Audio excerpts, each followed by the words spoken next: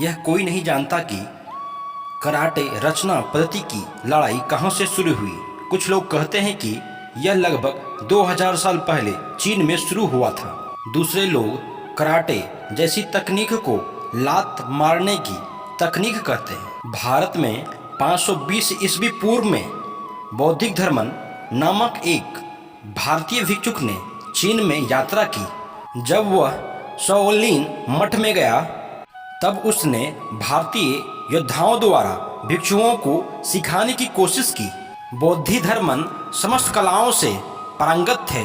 उन्होंने योग से आयुर्वेद, ध्यान, सांस लेने की तकनीक, दिमाग और शरीर के नियंत्रण को विकसित करने के लिए व्यायाम की प्रणाली के साथ आसन आंदोलन को सिखाया। भिक्षुओं ने बौद्धिक धर्मन की तकनीक को अपने स्वयं की देसी लड़ाई कला के साथ जोड़ा और तब चीन ने नई प्रणाली को शाओलिन कुफू के रूप में जाना जाता है। तब चीन में वे अपने ज्ञान से लात मार की तकनीक में यूज किया तो जाकर चीन वालों ने उसे कुफू नाम दिया, जो चीन में जल्दी से पकड़ा गया, जाना गया। 1372 ईस्वी में चीनी ने इसे अपनी लड़ाई शैली बनाई, जिसे तांड कहा जाता है। जब उन्होंने कुफू सीखा तब जीत भी हासिल की। 1900 ईस्वी के दशक की शुरुआत में टी तकनीक कहा। इनका अर्थ हाथ नामक एक नई कला थी, तो अधिक से अधिक लोकप्रिय हो गए।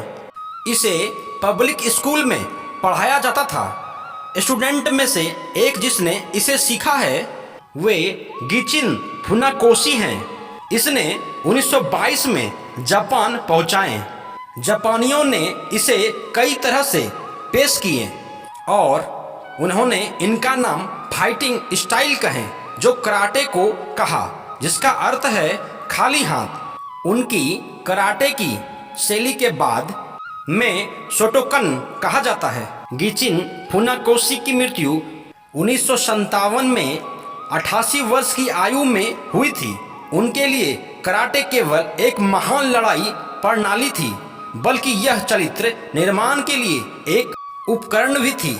इसलिए कराटे छात्र एवं छात्रा और लड़का एवं लड़कियों को, दुष्टता वाले लोग, मुठभेद करने वाले लोग को मुंहतोड़ जवाब देने के लिए यह प्रयास करने की दिशा में कराटे आत्मरक्षा के लिए पढ़ाया जाता है। कराटे स्कूल में पुलिस को, सेना को, विद्यालय में इसे शारीरिक शिक्षा में क्रेडिट के लिए पढ़ाते हैं। आप कराटे की कई अलग अलग तकनीक को सीख सकते हैं। आप यह कराटे सीख सकते हैं, वे चाहे पुरुष हैं या महिला, कोई फर्क नहीं पड़ता कि आप कितने युवा हैं या बूढ़े हैं। जब आप कराटे के अभ्यास करते हैं तो आप वास्तव में अपने शत्रुओं को घायल कर सकते हैं। यदि आपको उसे मारना है तो उसे मारें। कराटे का अभ्यास करने वाले लोगों को कराटे मैन कहा जाता है। आप कराटे को कुछ ही महीनों में आसानी से बुनियादी तकनीक को सीख सकते हैं, लेकिन उन्हें पूरा करने से दैनिक जीवन का अभ्यास हो जाता है। इसलिए यह सीखना महत्वपूर्ण है कि उन्हें शुरू से ही सही तरीके से कैसे किया जाए।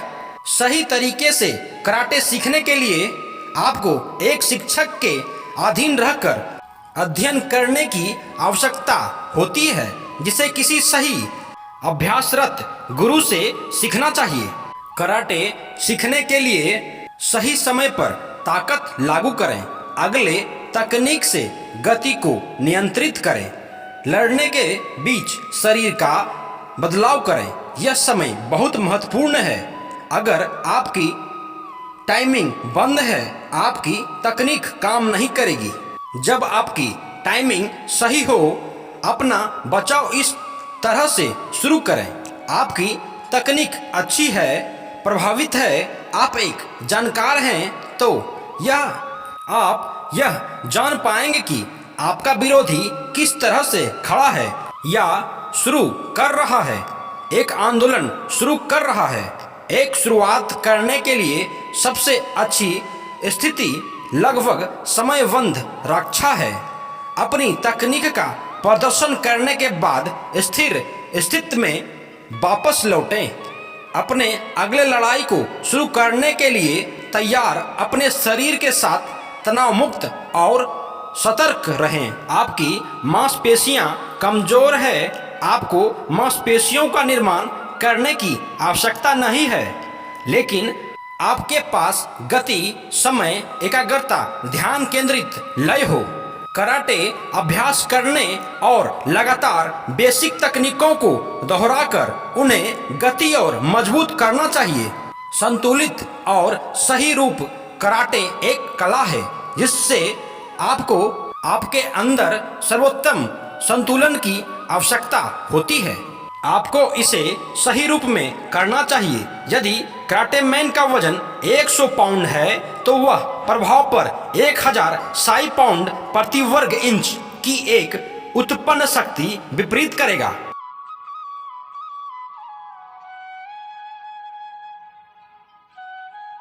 इस तरह की शक्ति प्राप्त करने के लिए आपको अभ्यास किए हुए हैं तो अभ्यास में करना आसान है, नहीं तो खतरनाक है। सही समय पर सही चाल बनाने के लिए आवश्यक तेज रिफ्लेक्स विकसित करने की आवश्यकता है। आप अपने शरीर के अंगों को केंद्रित ध्यान में रखते हुए संतुलन की एक अच्छी भावना की आवश्यकता होती है। कराटे का अर्थ यही है। कराटे आत्मरक्षा से संबंधित कला है।